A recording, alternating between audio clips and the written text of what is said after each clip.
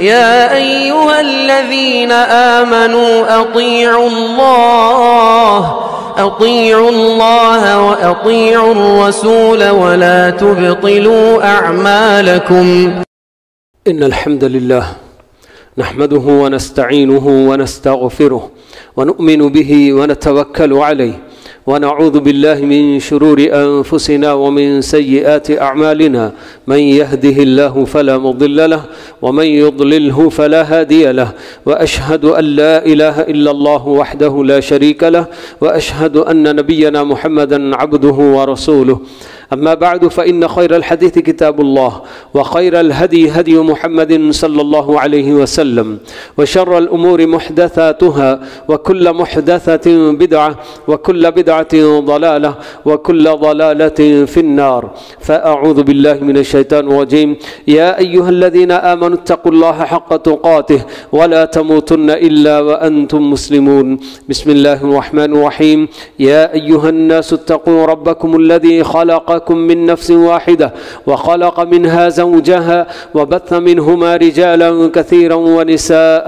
واتقوا الله الذي تساءلون به والأرحام إن الله كان عليكم رقيبا. أعوذ بالله من الشيطان الرجيم. يا أيها الذين آمنوا اتقوا الله وقولوا قولا سديدا يصلح لكم أعمالكم ويغفر لكم ذنوبكم، ومن يطع الله ورسوله فقد فاز فوزا عظيما. وقال عز من قائل. يا أيها الذين آمنوا اتقوا الله ولتنظر نفس ما قدمت لغد واتقوا الله إن الله بما تعملون خبير.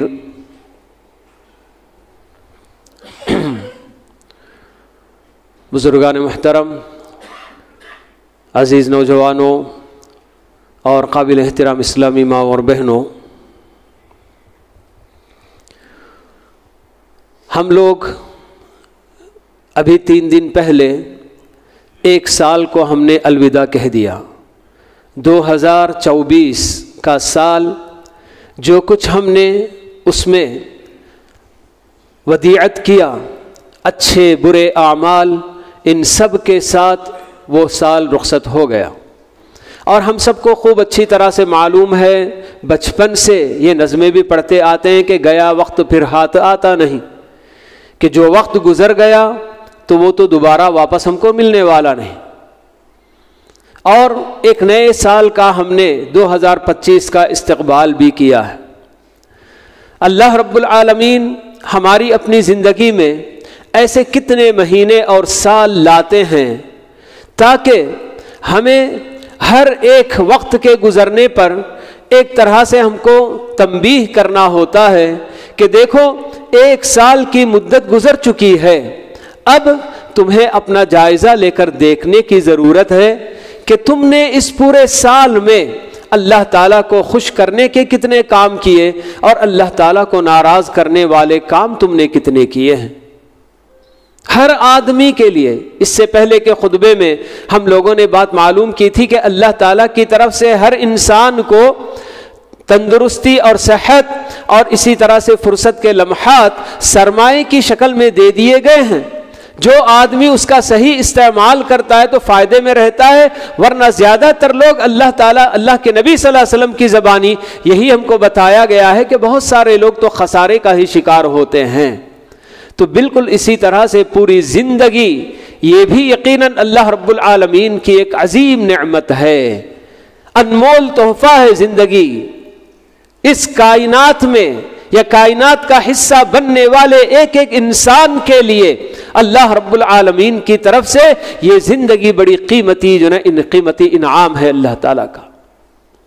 لیکن اس زندگی کو صحیح معنوں میں اب اپنے پروردگار کی خوشنودی میں اور اسے خوش کرنے کے کاموں میں کون گزارتا ہے اور کون اپنے پروردگار کو صبح شام ناراض کرنے والے کاموں میں اپنی زندگی گزارتا ہے، ہر آدمی اپنا اپنا جائزہ لے کر دیکھے۔ اس میں یہ بات نہیں ہے کہ آدمی دوسروں کی نگاہ یا دوسروں کے اعمال پر نگاہ کرے، بلکہ ہر آدمی کو یہ دعوت دی جا رہی ہے کہ آپ اپنے آپ میں جھانک کر دیکھیں کہ آپ نے کیا کیا ہے۔ دوسرے کیا کرتے ہیں کیا نہیں کرتے ہیں اس سے مجھے کوئی سروکار نہیں۔ اللہ رب العالمین ہمیں یہی تو دعوت دے رہے ہیں کہ یا ایھا الذین آمنوا اتقوا اللہ ولتنظر نفس ما قدمت لغد۔ بول کے ہر نفس کو، ہر آدمی کو اپنی جگہ پر اپنے بارے میں سوچنا چاہیے اور یہ دیکھنا چاہیے کہ آنے والے کل کے لیے اس نے کیا تیاری کر رکھی ہے۔ سب جانتے ہیں کہ یہ دنیا ہمیشہ رہنے والی دنیا نہیں ہے، اس دنیا کو بھی فنا ہے، دنیا کی ہر چیز کو بھی فنا ہے، لیکن اللہ رب العالمین نے ہمیں اس طرح کی کہ سمجھ، عقل، یہ سب کچھ دینے کے باوجود بھی ہم لوگ ان چیزوں میں تدبر نہیں کرتے، غور نہیں کرتے۔ ہمارے اپنے ہاتھوں کتنے لوگوں کو جا کر قبر کے حوالے کر کے آتے ہیں، لیکن دوسرے ہی لمحے کبھی ہم کو یہ یاد نہیں رہتا ہے کہ کل میری بھی باری آئے گی، لوگ مجھے بھی اسی طرح سے لائیں گے اور قبر کے حوالے کر کے جائیں گے۔ تو چلو جو زندگی مجھے ملی ہوئی ہے اس زندگی کو میں غنیمت جان لوں اور اللہ رب العالمین کی مرضی کے مطابق اس کی طاعت میں اپنی باقی ماندہ زندگی گزار دوں۔ آدمی بالکل کیا ہے عبرت نہیں لیتا ہے۔ بس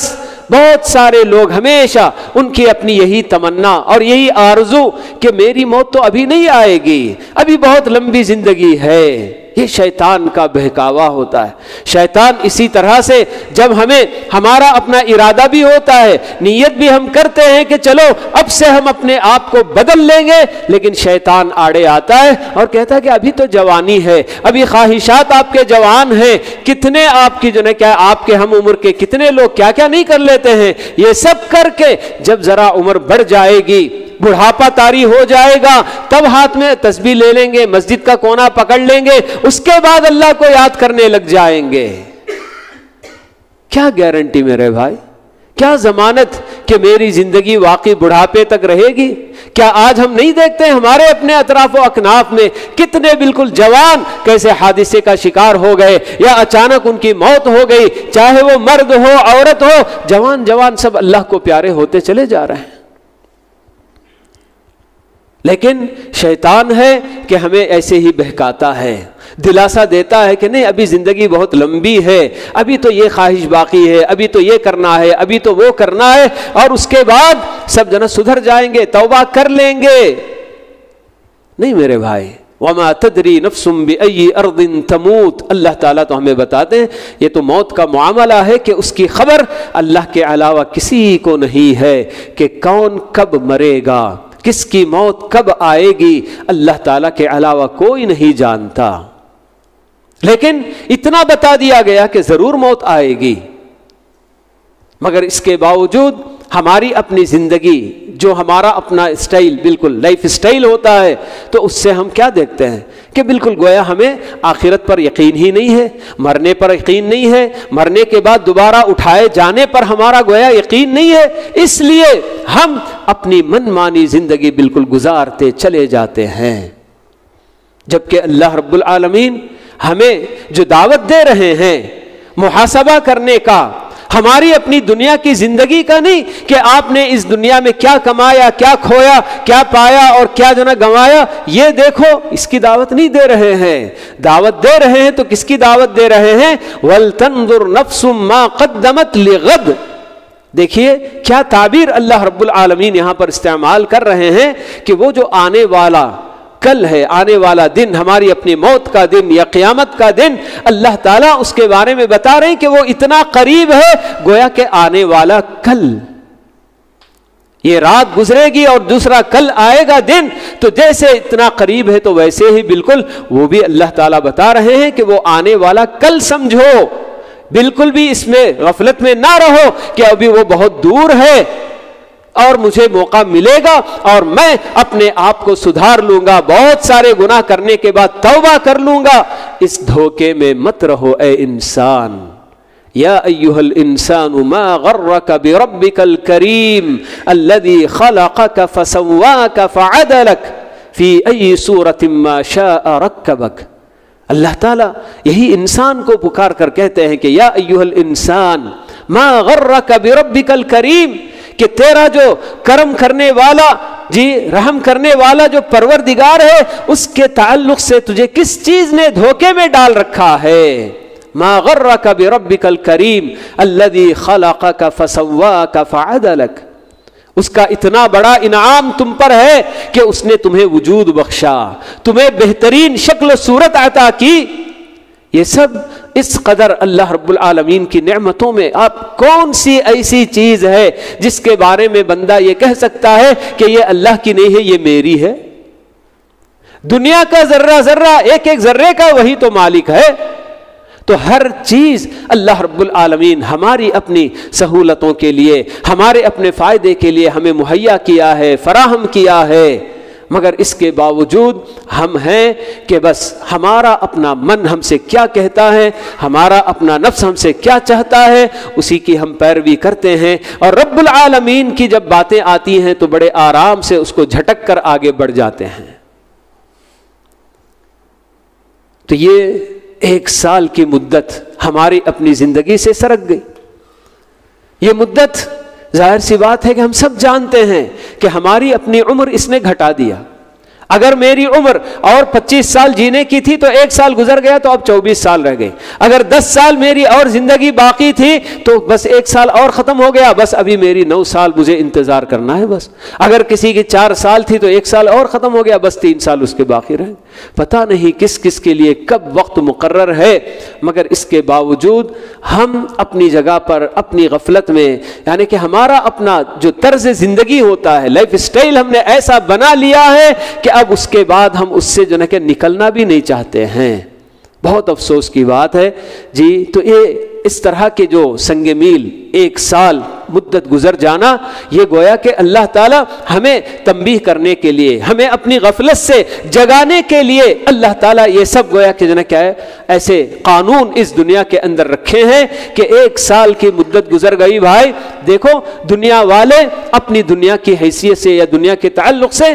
سوچ سمجھ کر بالکل حساب جوڑ کر دیکھتے ہیں کہ ہاں بھئی پورا 1 سال میں نے اتنا انویسٹ کیا تھا، تو اس پورے 1 سال میں مجھے کتنا پروفٹ ملا، کیا مجھے منافع ملا، اور اگر میں نے خسارہ پایا ہے، میرا اگر لاس ہوا ہے، تو میں یہ جو ہے پلاننگ کرتا ہوں کہ آئندہ میرے اپنے اس جو ہے کیا ہے تجارت میں، میرے اپنے اس بزنس میں کوئی لاس نہ ہو، کوئی خسارہ نہ ہو۔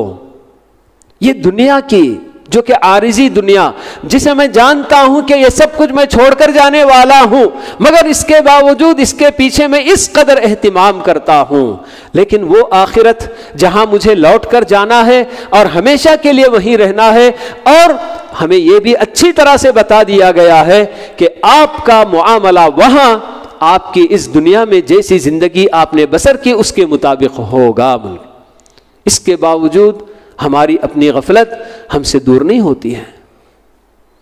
تو یہ ہمارے لیے 1 سال، چاہے وہ عیسوی سال گزرتا ہے یا پھر ہجری سال گزرتا ہے، ہر موقع پر یہ باتیں ہمارے سامنے آتی ہیں کہ ہمیں اپنے آپ کو سنبھالنا ہے، اور جو عمر ہماری اپنی اب تک گزر گئی اللہ تعالیٰ پتہ نہیں اس میں ہم سے کتنا راضی ہے اور کتنا ناراض ہے، لیکن جو باقی ماندہ زندگی ہے اس میں اپنے آپ کو بدلنے کی ضرورت ہوتی ہے۔ نئے سال کا استقبال ہم جب کریں گے تو بالکل اس عزم کے ساتھ، اس ارادے کے ساتھ، اس ولولے کے ساتھ ہمیں استقبال کرنے کی ضرورت ہے کہ پچھلی زندگی میری جیسی گزری اللہ تعالیٰ کی نافرمانیوں میں اور اس کی معصیتوں میں اپنے آپ کو اس سے بچا کر اب اللہ تعالیٰ کی اطاعت میں اپنی باقی زندگی گزارنے کی میں کوشش کروں گا۔ یہ عزم لے کر ہمیں نئے سال کا استقبال کرنے کی ضرورت ہے۔ اور جب بندہ صدق دل سے پوری سچی نیت کے ساتھ اپنے رب کے دربار میں حاضر ہوتا ہے اور گڑ گڑاتا ہے اور اپنے ماضی کو یاد کر کے روتا ہے اور اپنے پروردگار سے استغفار کرتا ہے، توبہ کرتا ہے، تو رب کریم ہے، رب غفور ہے، رب رحیم ہے۔ اللہ تعالیٰ وعدہ کرتا ہے کہ میرا بندہ میری طرف لوٹ کر آئے تو میں اسے ہاتھوں ہاتھ لینے کے لیے تیار ہوں۔ یہ تو اللہ رب العالمین کا صبح شام کا معمول ہے جی۔ اللہ کے نبی صلی اللہ علیہ وسلم ہمیں بتاتے ہیں کہ پروردگار اپنے دونوں باہیں پھیلا کر انتظار کرتے رہتا ہے کہ کون رات کے اندھیرے میں گناہ کرنے والا دن کے اجالے میں توبہ کر لے، یا دن میں گناہ کرنے والا رات میں اگر توبہ کر لے تو اس کی توبہ قبول کرنے کے لیے اللہ تعالیٰ تیار ہیں۔ تو یہ ہمارا اپنا جو شیطان ابلیس ہمارے اپنے ساتھ لگا ہوا ہے، ہمیں تسلیاں دیتا ہے کہ ابھی زندگی بہت لمبی ہے، ابھی آپ کو یہ کرنا ہے، ابھی یہ تو نہیں کیا آپ نے، ابھی یہ تو نہیں کیا، اس کا بھی مزہ چکھ لو، پھر اس کے بعد جو نا توبہ کر لیں گے۔ یاد رہے کہ توبہ اتنی عظیم عبادت کہ شیطان بالکل جو نا کیا ہے ایک گنہگار کے پیچھے اسی لیے اتنی اس کی محنت نہیں ہوتی جتنا کہ لوگوں کو بالکل یعنی کہ بدعات و خرافات میں مبتلا کرنے کی وہ کوشش کرتا ہے، کیونکہ اسے معلوم ہے کہ میں گناہوں میں آدمی کو لگایا بھی، کسی بھی دن آدمی اگر بیدار ہو گیا اور اسے احساس ہو گیا کہ میں اپنے رب کی اب تک معصیت کرتا آیا، اس کا دل اگر رو دیا اپنے پروردگار کے سامنے اور اس نے اگر اپنی زبان سے ایک مرتبہ پروردگارا میرے سارے گناہ تو معاف فرما دے، تو بڑا معاف کرنے والا ہے، اگر کہہ دیا اللہ تعالیٰ معاف کر دے گا بول کے۔ لیکن بدعت و خرافات میں جو لوگ پڑے رہتے ہیں تو وہ تو کیا سمجھ کر کرتے ہیں، اسے تو دین سمجھ کر کرتے ہیں، اس سے وہ توبہ بھی نہیں کرتے، وہ تو یہی کہتے ہیں کہ یہ کام تو ہم جو نا کہ دین کا کام کر رہے ہیں۔ تو اس لیے شیطان کی کوشش بھی یہی ہوتی ہے، مگر جب آدمی گناہوں میں مبتلا چاہے کتنے بھی گناہ کیوں نہ کر چکا ہو، اسی لیے اللہ تعالیٰ جناب اپنے قرآن میں یہ سب اعلان کر کے بتاتے ہیں کہ یا عبادی الذین اسرفوا علی انفسہم لا تقنطوا من رحمت اللہ، اے نبی میرے بندوں سے کہہ دیجئے کہ جنہوں نے اپنے آپ پر بے تحاشا ظلم کر لیا ہے۔ اپنے آپ پر ظلم بندہ کیسے کرتا ہے؟ گناہ کر کے ہی تو کرتا ہے۔ اللہ تعالیٰ کی جب بھی نافرمانیاں کرتا ہے، اللہ تعالیٰ نے جو کرنے کے کام بتائے ہیں وہ نہیں کرتا ہے، اور جو نہیں کرنے کا حکم دیا وہ کرتا ہے، تو سمجھو کہ ہر بندہ اپنے آپ پر ظلم کرتا ہے، چاہے وہ مرد ہو، عورت ہو، جوان ہو، بوڑھا ہو، سب کے لیے یہی قانون۔ تو یہ بالکل اللہ تعالیٰ یہی بتاتے ہیں کہ جو بندے اپنے آپ پر بے تحاشا ظلم کیوں نہ کر چکے ہوں ان سے آپ بتا دیجئے کہ لا تقنطوا من رحمت اللہ، اللہ تعالیٰ کی رحمت سے مایوس ہونے کی ضرورت نہیں۔ ان اللہ یغفر الذنوب جمیعا، اللہ تعالیٰ تو ایسی ذات ہے کہ سارے گناہ معاف کرنے کے لیے بالکل تیار ہے۔ ضرورت کس کی ہے؟ ہمیں اللہ تعالیٰ کے دربار میں لوٹ کر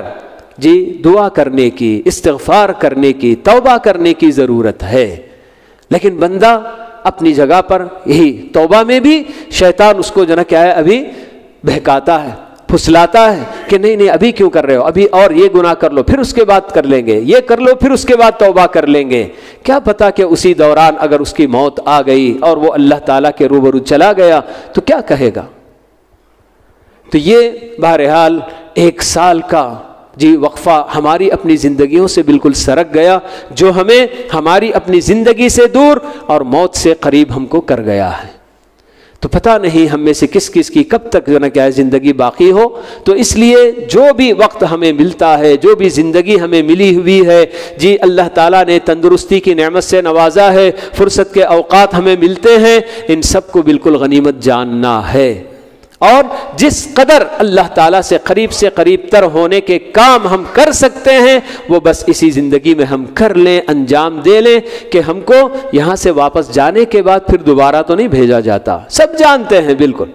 یہ کوئی نئی بات نہیں ہے، سب کو معلوم ہے کہ کسی انسان کو جب وہ آخرت کے مناظر دیکھ لیا، موت کا فرشتہ جب اس کو دیکھ لیا تو بس وہیں سے سمجھو کہ اس کے توبے کا دروازہ بند ہو گیا۔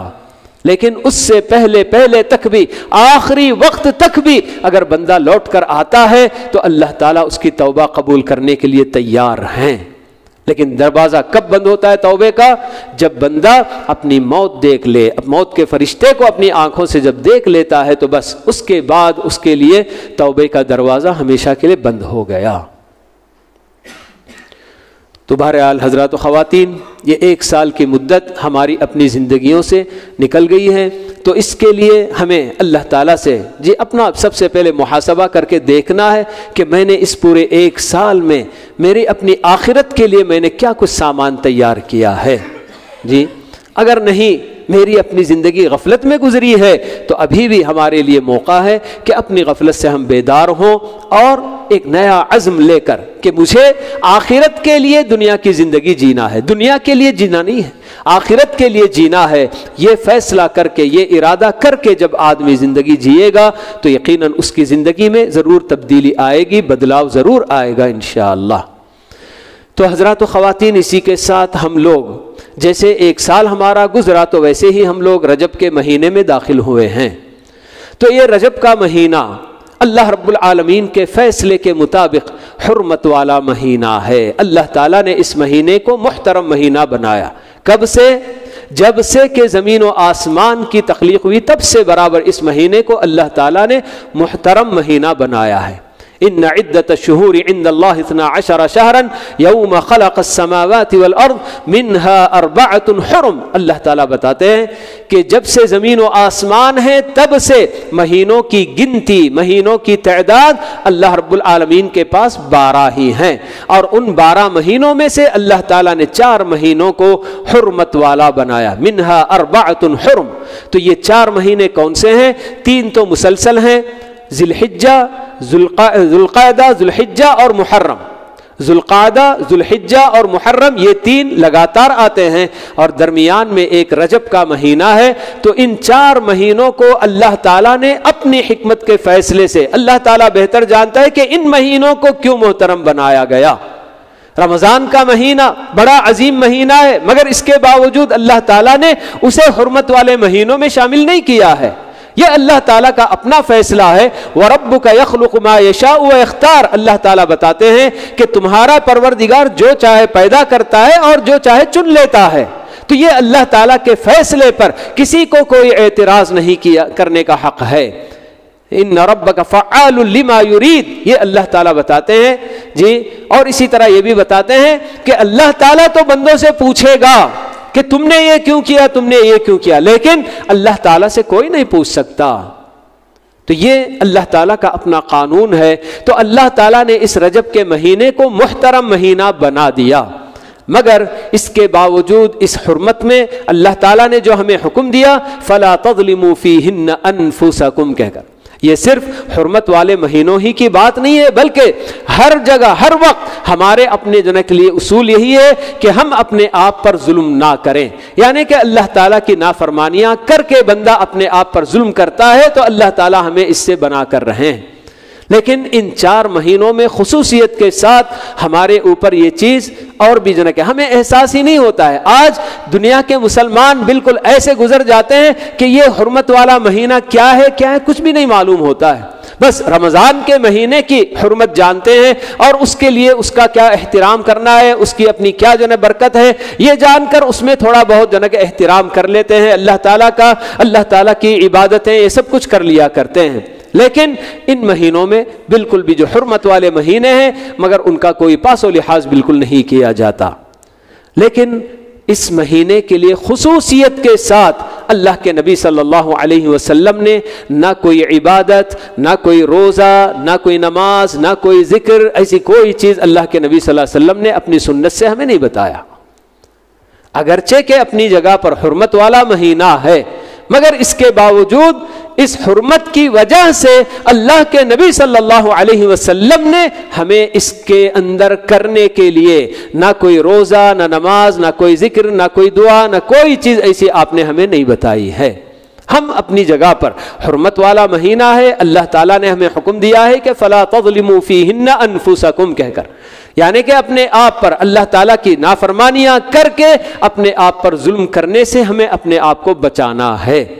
مگر اس کی وجہ سے اس مہینے کی کوئی خاص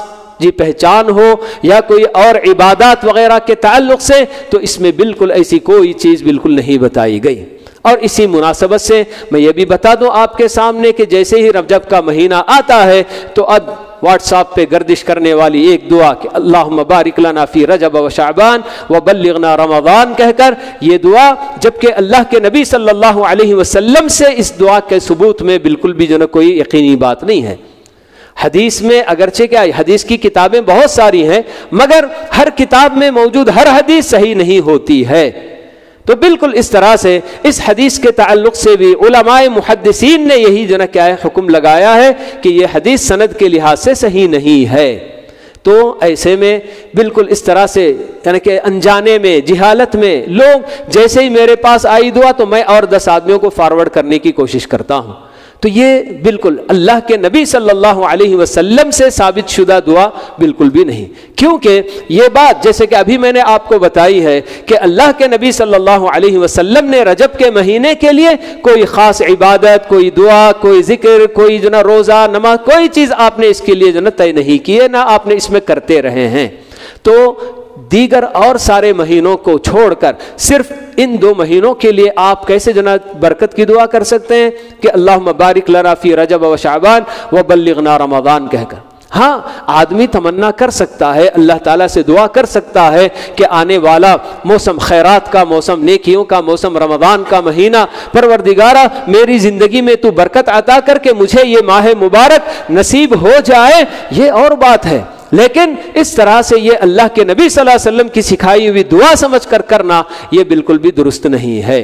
تو بہرحال یہ کچھ باتیں تھیں جو آپ لوگوں کے سامنے میں نے 1 سال کے گزر جانے کی مناسبت سے بتائیں، اور اسی کے ساتھ تھوڑا سا ایک جو نا کہ رجب کے مہینے سے کچھ بات آپ کے سامنے آئی۔ تو اللہ رب العالمین ہم سب کو ہماری اپنی اپنی غفلتوں سے بیدار ہونے کی اللہ تعالیٰ سب کو توفیق نصیب فرمائے۔ بہت افسوس کی بات ہے کہ ہماری اپنی زندگی دنیا کی ایسے گزرتی ہے گویا کہ اسی دنیا کے لیے ہم لوگ پیدا ہوئے ہیں۔ اس سے ہمیں اپنے آپ کو باہر نکالنا ہے اور اپنی آخرت کو سامنے رکھ کر، اپنی موت کو سامنے رکھ کر اپنی زندگی گزارنے کی اللہ تعالی ہم سب کو توفیق نصیب فرمائے، اور ہمارے اپنے دین کے نام پر پھیلی ہوئی جتنی بھی خرافات، جتنی بھی بدعتیں ہیں، اللہ تعالیٰ ان تمام بدعت و خرافات سے ہم سب کی حفاظت فرمائے اور سارے مسلمانوں کو بالکل صحیح دین اپنانے کی طرف لوٹنے کی اللہ تعالیٰ توفیق نصیب فرمائے۔ اقول قولی ھذا واستغفر اللہ لی ولکم ولسائر المسلمین من کل ذنب فاستغفروہ انہ هو الغفور الرحیم۔